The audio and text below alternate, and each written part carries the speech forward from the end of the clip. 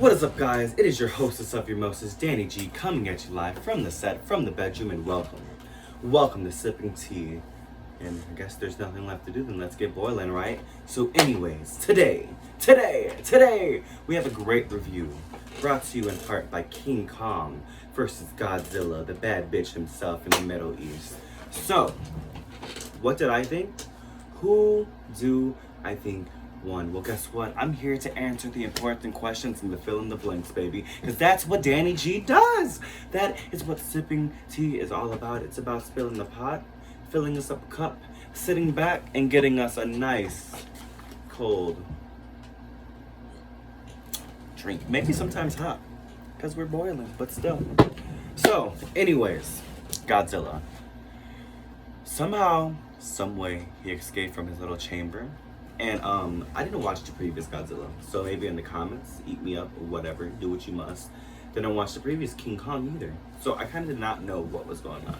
But the moral of the story was who was the bigger bitch, who was the badder bitch, who was that bitch. And let me tell you, it was Godzilla. We already knew that, but from the get, for me, Kong was already set up for failure. So they drugged him, they're traveling him across the sea, and we see Godzilla pop up out the water. He's coming for all the boats in front of him. Swing, swing, swipe, explosion. Flip, explosion. It's over with. So finally they cut the engines on Kong, and they're like, alright, let's get ready. Godzilla's coming straight for Kong, because they're on some primal shit. They're like, who is the badder bitch? I'm telling you, we're asking the important questions here, people, and I'm giving you the right answers.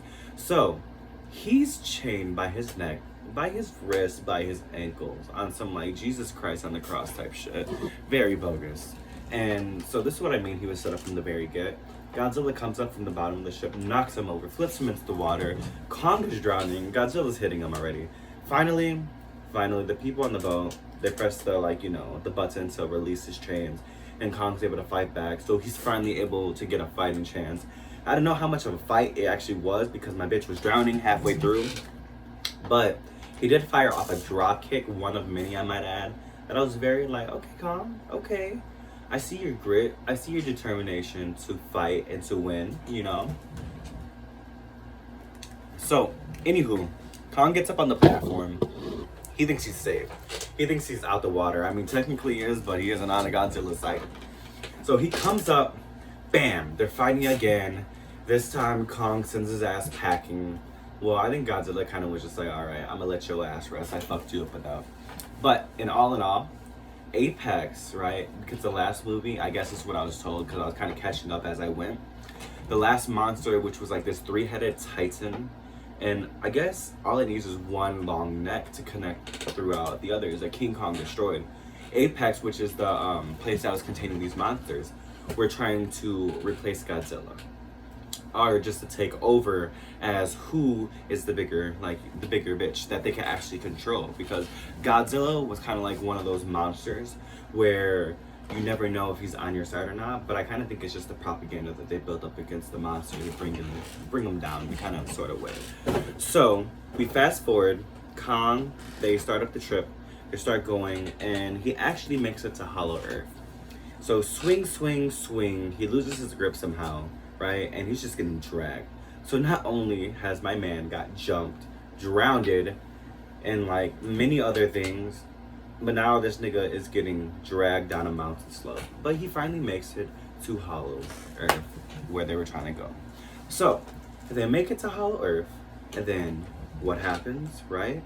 He gets attacked again by like this pterodactyl looking creature that apparently is from Kong Island. So he knows how to deal with these bitches. First one, no problem, bing, bing, bing, yada, yada, yada, kills him. Now 2 more emerge to get my nigga Kong. What's up with that? Like, has he not been through enough? Has he not had to deal with Godzilla? Had he not had to deal with the water? No. Are the drugs? No. He had to deal with all that plus some. So not only did he have one, but then he had another one, right? And then from what I saw, one of them had took like the back of his neck, was wrapping his tail around his neck, and then took his wings and was just like suffocating him in like a straitjacket blanket over the face type ordeal. Very intense. And then finally, Kong, you know, the people that were training him up, they shoot some bullets, like pew pew pew pew pew pew, and the monster gets off. Then Kong's able to fight him off, you know, fend himself off. Tumor comes, grabs him by the head, smashes him. It's over with.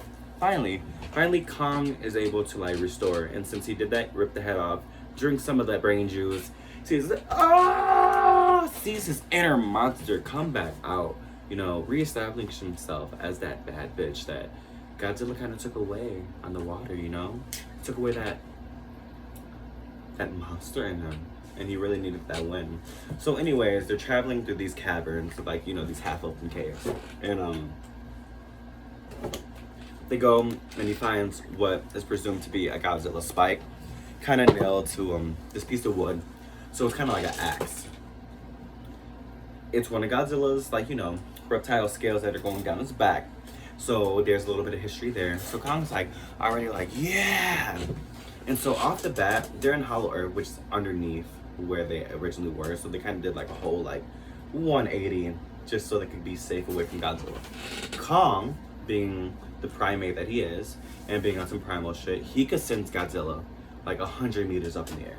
So he starts digging and he's like, I'm getting to this nigga one way or another. Because Godzilla, my bad, is already heading back towards Apex because they keep turning on this monster that is a threat because Godzilla took him out before. So he knows what type of threat he proposes. And I guess when we figure this out later, within the half, right? What ends up happening is Godzilla kind of feels like he's being replaced or that they're trying to take him out. So he's trying to take out all of Apex. He doesn't take out Apex. He thinks he destroyed the building, but he didn't destroy the most important part, which was the skull connected to the human, which was controlling him. Anywho, fast forward, we're going at it. So Kong comes back up through the earth and he sees Godzilla. And at this point, Kong is like, nigga, I just traveled 100 meters. We're going at it. Kong runs up on Godzilla, binka binka, book bok, hit, rocking his ass, straight rocking his ass. And I guarantee you Kong laid in another drop kick. I was just ready for someone to get flipped at this point, but no. Godzilla tries to fire off one of those battle strikes. Guess what Kong does? Kong says, I got something for that ass, something that I did not have before. He picks up the pickaxe, right, with the fin from Godzilla, uses it against him. Yes, he does. He takes the blast from his mouth and makes him eat it. Round 2 goes to Kong. And guess what? I was actually kind of happy about this. This was the god, like the King Kong that we seen back in the days with, like, you know, saving the human. He's all like stoic. He was being brought up into, like, you know, he was being brought up as the monster that we knew him as, that we grew up loving. This was the, you know, this was King Kong. This was the gorilla of the village, the, like, you know, the leader. And so he goes away. He's like, yeah, whatever. And at this point, Godzilla came back like 5 minutes later. He's like, Kong, you gotta do better than that, bud. You just have to do better than that. You are fighting a fucking god. You're fighting Godzilla. You need to get it together. So he comes up, and at this point, he is fucking up Kong. But Kong is trying to fight back.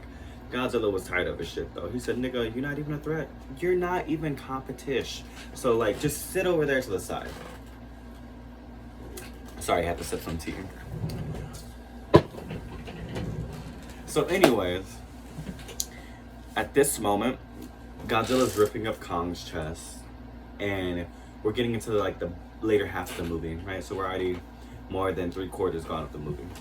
Godzilla kind of just like puts his paw on Kong's chest, pulls him back like this, and at this very moment, they both just roar at each other. And what a moment it was, guys. Like, literally, what a moment. Goose on bumps. Goosebumps. Wow, bumps on goose. Like, literally, it gave me the feels. If you watch wrestling, it was kind of one of those Andre the Giant versus Hulk Hogan moments. WrestleMania 3 type of vibes. Like, everything was there. Everything was there for instant classic. Anyways, Kong kind of tapped out at this point. He was tired, remember. Drowned, dragged, jumped, made it up from a long ass height from Hollow Earth, won a battle, lost another battle. He was done. So the people helping Kong this whole time through are people that kept Kong in captivity, had these type of electronical flying devices that were powered by great energy. Since Kong is big, as we all know, it took a large energy source to kind of like revive him. And at this point, there's this deaf girl that I really haven't mentioned throughout the whole movie because, like, you know, she's more of a side character. I mean, she did add to the movie, but she isn't like the main prominence of the movie. She kind of feels the ground. She could tell that Kong's heartbeat is slowing down, and at this point, everyone's like, Kong, you can't leave us. At least I was. I don't know if it was the liquor talking or what, but I was devastated. I was like, Kong cannot leave us. He fought to be in this movie. Like, he fought back hard so he could like make it back to Hong Kong, so he could make it back to Godzilla. This cannot be the end. They take the turbulence machine, they put it on his chest, and they kind of like blow it up so it could restart his heart. And at this point, they restart his heart, and the deaf girl is trying to tell Kong, like, she's like, bing bing, peace, like, you know, Godzilla is not the enemy, he's your friend, he needs your help. Because at this point, the skull that was connected to the human, they had extracted some DNA from Hollow Earth, right? So they give the monster the juice that it's been missing, the last element to make it alive, to make it work.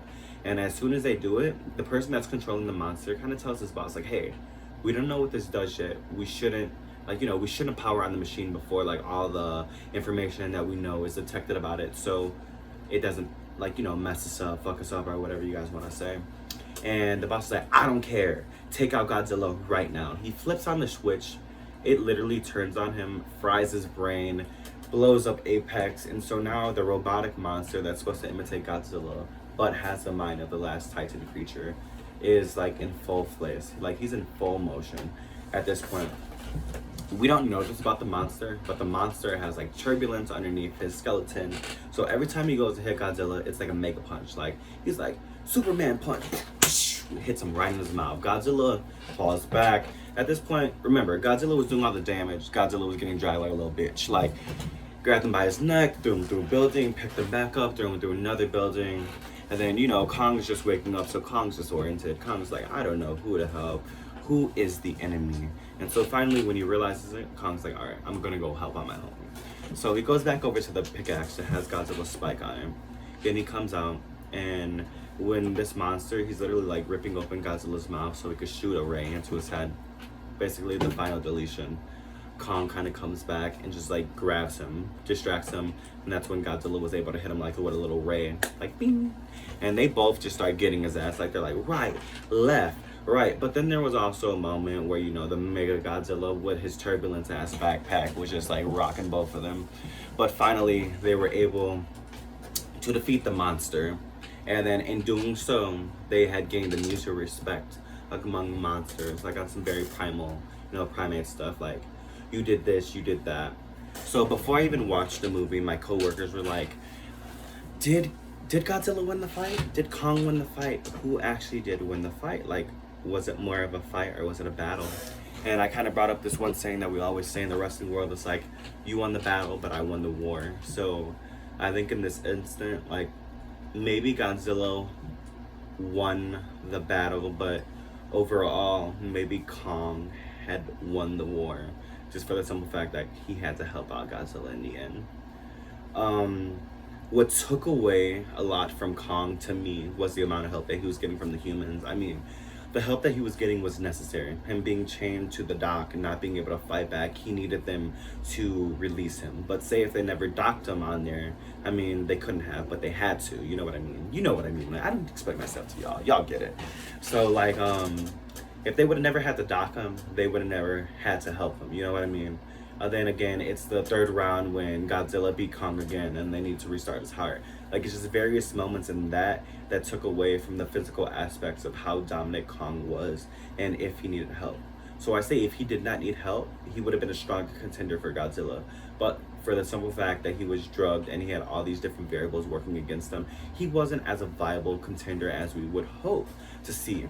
So my grade on the movie, I would give it a strong 8.5 out of a 10 for the simple fact throughout 2020 and 2021, we did not have a lot of blockbuster movies, not a lot of movies that kind of got you to the edge of the seat, all right, wanting to eat popcorn, you know. This was like a mouth-watering movie. This was bumps on goose.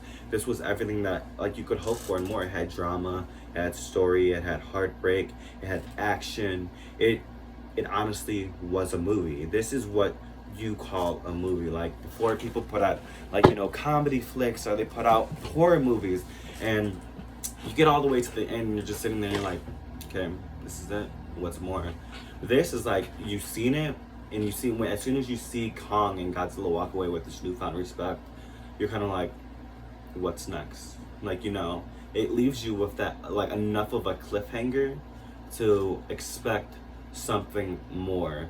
I kind of would have liked Godzilla to turn around and kind of blast that Kong, like, you know, just shoot him into the water and be like, haha, bitch, I'm the bigger one. But the respect was gained, the movie was great, and honestly, I was just sitting there sipping tea. So, anyways, that is my review on Kong versus Godzilla, and I would love to hear it in the comments what you guys think below. So like and subscribe to Sipping Tea, and as always, stay boiling, baby. See you next week. Bye.